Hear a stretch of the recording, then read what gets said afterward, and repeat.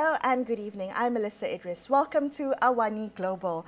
I'm delighted to introduce my guest today, Professor Khalid Beydoun, who has been named as one of the 500 most influential Muslims of the world. In his day job, he is a law professor and he's the author of the critically acclaimed book, American Islamophobia, Understanding the Roots and Rise of Fear, which examines the social, legal and political dimensions that have fueled anti-Muslim sentiments in the US. He's expanded that look and now has a new book out called The New Crusades, Islamophobia and the Global War on Muslims, which looks at Islamophobia as a global phenomenon. I'm delighted to welcome to the show. Welcome, Professor Beydoun, to AWANI. It's good to have you here. Thank you so much. Now, I want to start on a solemn note and remember that we are coming up to 1 year of the genocide in Gaza. And I think it's important that we assess how perceptions and policies and activism has changed and evolved in this past year. And let's start there. Maybe you can tell me, based on your assessment, how you think the year, how the world might have changed in the past year. How has it evolved in terms of public sentiment and in terms of political action? Yeah, well, first of all, thanks so much for having me. It's a real honor to be here with you today to have this conversation. Yeah, you know, so in 10 days, I believe it is, will mark the 1-year anniversary of the genocide in Gaza. And it's been a whirlwind of a year. The world has changed in transformative ways, in a range of ways. I think for me, the most sort of salient way the world has changed is we're seeing a global upswell of support for the people of Gaza. We're seeing real momentum for self-determination and sovereignty for the Palestinian people. We're seeing how my country, the United States, is very much a pariah nation in conjunction with Israel in being the two lone nations that are supporting a genocide, which in many respects is changing how people on this side of the world view the United States, but the West at large, you know, claiming to be bastions and spearheads of civilization. But this issue, the genocide in Gaza, has really demystified and pierced that as being a myth. Well, I know that I have been personally changed in this past year, but how has the year changed you? You know, in a series of ways. I think intellectually, personally, during the first week of the genocide, I lost a very close friend of mine who was a journalist based out of Lebanon during an assassination on a journalistic colleague of yours. I have many family, family friends in Gaza, family now in Lebanon, and as you know, the Lebanese situation has spiraled into full-fledged war in the last several days. So it's been a year, but to be honest with you, it's felt more like 5 years. I can't recall the world in many respects before the beginning of this genocide, and even these last several days when touching down here in Malaysia, I've been on the phone around the clock, touching base with friends in Lebanon, with family in Lebanon, seeing what kind of needs they have on the ground. So it's been a very challenging year, existentially, intellectually, in almost every way.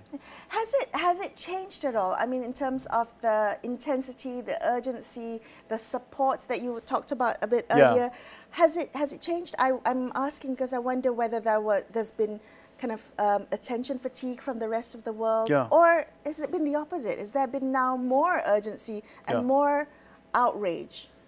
You know, it's hard to gauge. I would say that it's very fluid and it's very turbulent. I would say during the first 4 months of the genocide, there was considerable global, upswing in attention across the board. Then there was some fatigue set in.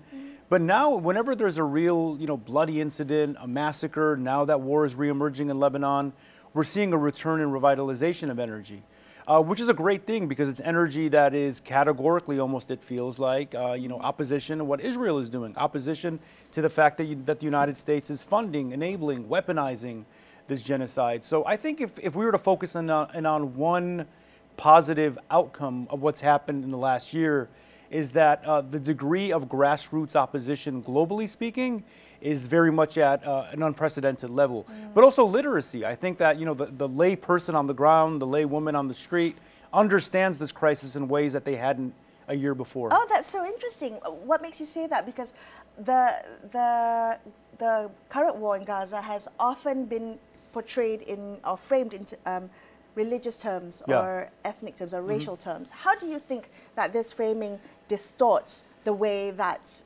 people understand, but also the real issues at play? No, that's a good observation. I think it's been part of the Israeli agenda, I think, to frame this as a religious war, a clash of civilizations, which, you know, is language that is adopted from the American war on terror. The fact that Islam is at war with Christianity and Judaism is somehow aligned with Christianity. And people have realized that this is basically a secular war that's using and exploiting religion for the purposes of ethnic cleansing and genocide. One classic example that really you know, resonates in my head is there was a shooting and there was a sniping of Christian Palestinians in Gaza, in the neighborhood of Zaytun, right? And people were seeing that during the thick of Christmas in the West, that Palestinian Christians were being killed by Israelis, right? And that demystified the idea that this was a Jewish government going specifically after Muslims. They were killing Christians the same way. Israeli bombs, Israeli bullets can't distinguish between Christians and Muslims in Palestine. They're killing them because they are Palestinian. So how does, because your work is so rooted in the study of Islamophobia, how do you see Islamophobia contributing to an anti-Palestinian sentiment? And I ask this particularly within kind of Western political discourse and also in the media. Great question, right? So when we think about Islamophobia in the modern context, it's critical to understand it as a sort of a tentacle of the broader war on terror. And the war on terror has been championed and spearheaded by the United States since the 9/11 terror attacks. And the war on terror really capitalizes on considerable Western ignorance about who Arabs are, Middle Eastern people are, who Muslims are, right? In many respects, Islamophobia conflates and confuses Arab, Muslim, and Middle Eastern as being one entity. So when the American viewer or the Western viewer views a Palestinian, you know, even a Palestinian Christian, they don't view them as being legitimate Christians. They view them as being Muslims as a consequence of being Arabs, right? So this is how the anti-Palestinian sentiment that is unfolding right now and how Israel is really weaponizing a war on terror law and logic to basically construct the Palestinian people almost as a monolithic block of Muslims, right? Not distinguishing between the religious identity. This is also true for Lebanon, right? A couple of days ago, a Christian church was bombed in the south of Lebanon. So they intentionally confuse and obfuscate the distinctions along religious lines in both Palestine and Lebanon to continue this myth. It's a lie, right? It's a grand narrative that is based on stereotypes and distortions, that there are no people aside from Muslims in these countries. For the US, let's take the US context, is that the root of Islamophobia, the war on terror? Yeah. It's the modern roots, okay. Right? So the modern roots of how we understand Islamophobia in the contemporary context is the war on terror, right? It was weaponized by the Bush administration, then subsequently the Obama administration, but it also has long-standing venerable precedents, right? So Palestinian scholar Edward Said talked about this idea of Orientalism, that the West saw itself in mirror opposite terms of the East, and the East was the Muslim world. And this very much roots and seeds the stereotypes that the Muslim world is perpetually at war, the Muslim world is backwards, the Muslim world is uncivilized, right? Modern Islamophobia essentially redeploys these stereotypes that have existed for a long time that come from the Crusades, right? We all understand the Crusades grand narrative. So there's very much an underbelly of stereotypes that is rooted for centuries that are redeployed and readapted in the modern context. Is that the basis of the title of the new book? Yeah, exactly. Okay. So talk to me about how this plays out in daily life, in lived realities. We have the kind of textbook definition of Islamophobia, but for people who live it, what does it look like? Well, in the book, you know, I frame Islamophobia in ways that are distinct from how people understand it on a day-to-day basis. Oh. You know, if you were to ask somebody on the street here in Kuala Lumpur or New York City, please define Islamophobia for me, they're going to tell you it's bigotry, it's bias, it's hate violence, it's hate crimes, right? But it's more than that. And I think the most focal and destructive aspect of Islamophobia is policy, it's state law, right? So in the United States, examples of Islamophobia that your audiences may be aware of are the Muslim ban that was enacted by Trump, right? Or counter-radicalization surveillance that was dividing and surveilling Muslim communities in the United States. The Patriot Act, which enabled the freezing of banks, the deportation of individuals suspected of terrorism, and broad surveillance and spying on Muslim communities. So the law and policy of Islamophobia that has been mainstreamed in the United States is very, very nefarious, but it also emboldens private citizens to act as vigilantes attacking Muslims. You guys have a dramatically different experience that Malaysia is a Muslim majority country. In the United States, we're a religious minority that are singled out as prospective terrorists as a consequence being vulnerable to both law and policy, but also private hate violence. And how does the media, the Western media, mainstream media, perpetuate this perception? So historically, very destructively, right? There's been a change and a positive change in some respects that I can circle back to, but in the United States, mainstream media is corporate media. It is advanced by specific biases and perspectives, which are generally aligned with the Zionist objective, Israeli interests, or conservative interests in the United States. So Western media, news media, is perpetually only talking about Muslims in relation to national security, in relation to war, in relation to terrorism. The mass majority of Americans, when they view Muslims on television, it is specifically through this lens of terrorism, even in film, in popular cinema, and in popular film. Social media has changed that in positive ways recently.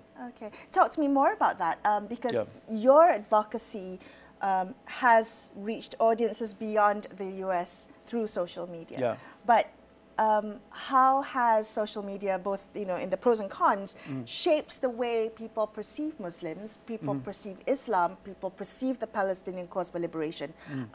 Are these platforms, in your view, do they do more harm or good? How do we think through the trade-offs? I think they do more good, frankly speaking, when you do a general accounting. I mean, you're a journalist, you've heard of this term, citizen journalism, right? The idea that private individuals like myself or students or activists on the ground can build a social media platform to basically convey a more authentic, organic narrative of who they are as Muslims. I mean, if we look at the past year, the fact that we have individuals on the ground like Bassam Auda in Gaza, like Mu'taz Azaiza, like Wael Dahdouh. These are real Palestinians that the CNNs, the BBCs, the Foxes, the Sky News of the world never shows. They never show Palestinian faces. They never show Palestinian stories. They never talk about Palestinian authentic first-hand narratives. The only time they talk about Palestinians is when Palestinians are attacking Israelis, when they're the bad guys. So social media, digital media specifically, has humanized Palestinians in a way that is unprecedented.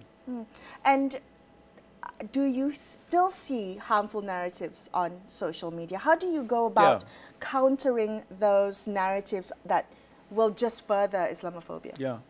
No, so social media clearly isn't perfect, and there's a range of perils, there's a range of hazards. Big tech obviously generally leans more toward the side of Israel, so we've all heard stories of censorship. The shadow banning. My page is heavily shadow banned. I get posts removed all the time. But also misinformation, right? The fact that social media becomes a conduit, an engine for misinformation. Individuals who are spewing state-sponsored propaganda. It's a lot easier to disseminate by social media. States, governments like the United States, like Israel, like Russia, basically farm considerable bots to push their agenda. States can shut down digital media in their own countries. We've seen that happen in Palestine and in Gaza. We've seen it happen in China, for instance, and other places around the world. So social media comes with its own set of unique challenges as well.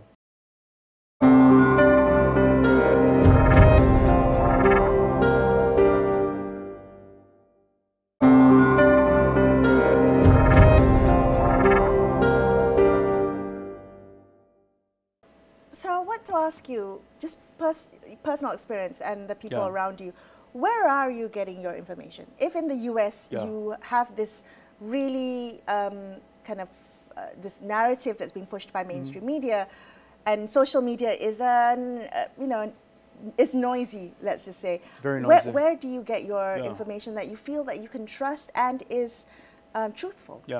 I mean, that's a great adjective, to call it noisy and crowded. So it's very difficult to single out and parse out which information is authentic and which information is verified. For me, being a researcher, I'm a law professor, so I spend a lot of my time researching.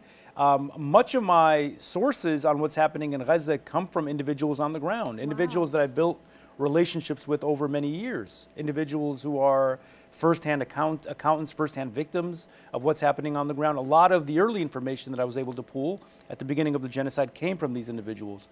Outlets like Al Jazeera, right? Al Jazeera has been the only journalistic media entity on the ground in Gaza, so they've been very important also in providing much of the information. Now that we're in war in Lebanon, I have many relationships and contacts on the ground in Lebanon. So I go directly to the source to find out what's happening, to find out if the statistics of individuals that are killed or injured is accurate. For instance, now, you know, with the philanthropic and humanitarian need, what are the greatest needs on the ground? So for me, as much as possible, because people know who I am and know that I really care about these issues, they feel comfortable sharing this information to me directly. Can you tell us something that is not out there that you think that we should know but isn't really publicly highlighted? Oh yeah, there's so much. I mean, so one story that really shook me, my father is originally from a South Lebanese village called Bint Jbel. I believe it was yesterday, there was a funeral procession in that town where they were mourning some of the individuals killed, and Israel bombed the funeral procession. So individuals that were attending a funeral were slain. That story was not at all addressed by the mainstream media, but it was a story that I was aware of because I had individual family friends on the ground. So there's been so many stories like that that have been shared to me that mainstream or legacy media will not address, because it might conflict with a specific narrative or because they may not have those relationships on the ground. The access to those relationships, which is, I think, because you have that access, you've been very successful in using that information and creating grassroots movements, mobilizing communities with this information. And I want to ask you how you get from mobilizing communities and grassroots activism to creating tangible change, because that's what counts. And often we think about, oh, you know, my activism is not going to matter in the bigger scale of things. But how do you convince people to come together and create some tangible change in today's really polarized world? Yeah. So for me, you know, above all, I view myself as an educator, even more so than an activist, right? So I view it as my obligation to shed as much light as possible on issues that I care about, issues that I deem to be important. Many of my heroes, Malcolm X, said power is knowledge. In that, in order to move people toward the truth or move people toward, you know, righteousness, they have to have an accurate understanding of what's taking place. And I firmly believe as an educator that you have to meet people where they are. I understand that young people today are not going to read books. They're not going to read op-eds. They're not going to read academic articles, but they will read posts on Instagram. They will read posts on Twitter or X. So for me as an educator, I want to go to where people are and make sure that they understand as best as possible what's taking place on the ground. Are you seeing a bit of a generational divide in the way information is being processed, or even perceptions and public sentiment in America? Oh, very much so. Yeah, I think that, look, in the United States, there was a survey done recently where I believe the age range of young people from the age of 18 to 35 were generally pro-Palestinian. I think the clip was 67% of Americans at that age range were pro-Palestinian. And the age range from 36 to 55 lean more towards being sympathetic to Israel. And that, to me, the biggest variable is how they consume their news information, right? The older generation were generally relying on terrestrial media, CNN, ABC, BBC, these very compromised legacy media outlets to understand what's going on the ground. And obviously, it's all pro-Israeli. Young people aren't watching the news anymore. They're not watching CNN, right? They're looking to TikTok. They're looking to Instagram. They're looking to accounts like mine to provide them with information. And that's why there's been this really watershed shift with young people towards being more sympathetic to Palestine.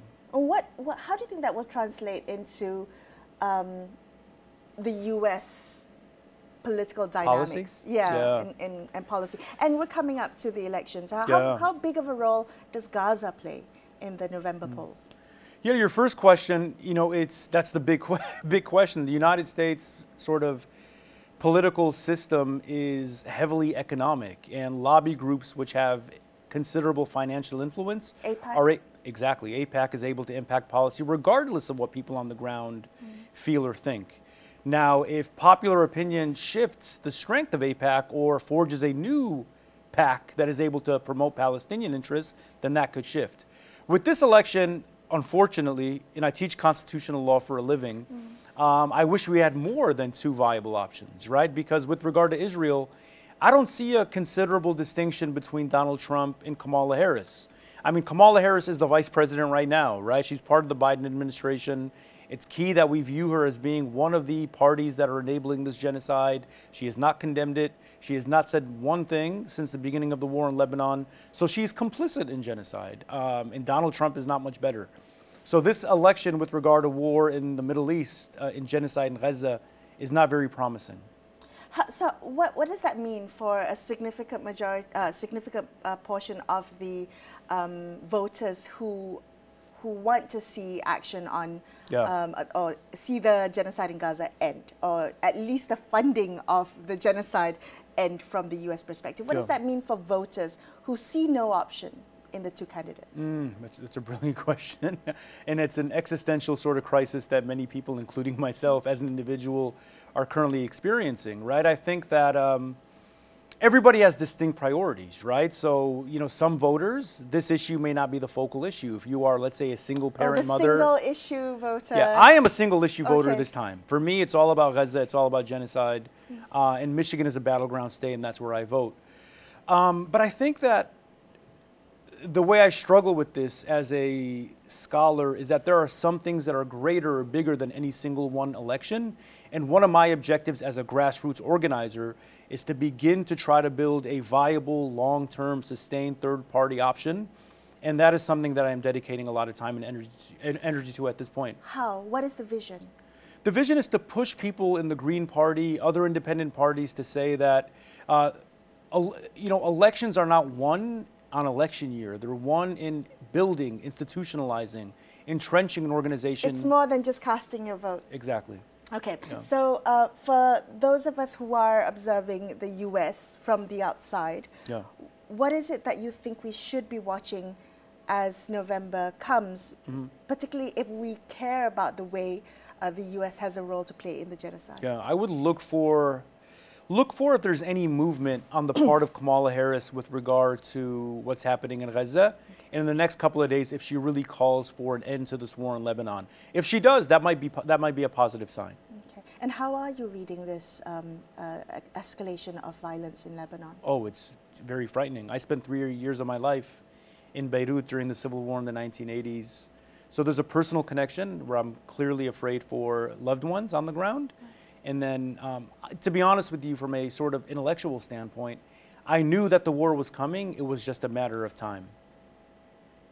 What signs were you reading? I mean, the fact that, you know, Hezbollah has been fighting against Israel and sending missiles since the beginning of this genocide, right? They've been doing whatever they can to uplift the interests and sort of like defend the rights of people in Gaza. In ways that other Arab governments have not, right? They've sort of ejected themselves from any sort of defense of the people of Gaza. And every day, I believe every day with the exception of some of this entire genocide, Israel has also been bombing the south of Lebanon, right? Not only with airstrikes, not only with missiles, but also white phosphorus. There has been, I think, 120,000 people who have fled South Lebanese villages into the north of Beirut. So they've been anticipating and waiting for a full-scale war. Okay, so it's been 1 year that we have seen this death and destruction genocide live streamed onto our phones. How do you see what's coming next? I mean, none of us could have anticipated that it would have lasted this long. How do you keep hope? How do you tell your grassroots movements to keep fighting? There's a great quote from a Nigerian author, Chinua Achebe. He writes, "Until the lions have their own historians, history of the hunt will always glorify." We studied that in schools here. The hunt, Things Fall Apart is a brilliant book, right? So that quote really resonates with me because we have to think about crises like this beyond sort of the parameters of war and think about it in terms of, building new histories, changing our mindsets, decolonizing our mentalities. Understanding that if we are to sort of empower and liberate our people who have been oppressed for so long, it comes with constructing our own stories, our own narratives, and our own histories. And we're seeing that happen in real time, and that to me is more important than issues around when the ceasefire is going to happen. Okay. Yep. Professor Baidoun, thank you so much. Thank you so much for having me. For being so candid and open and sharing your insights with us. Thank you. That's all we have for you in this episode of AWANI Global. Thank you so much for watching. My name is Melissa Idris, signing off for the evening. Good night.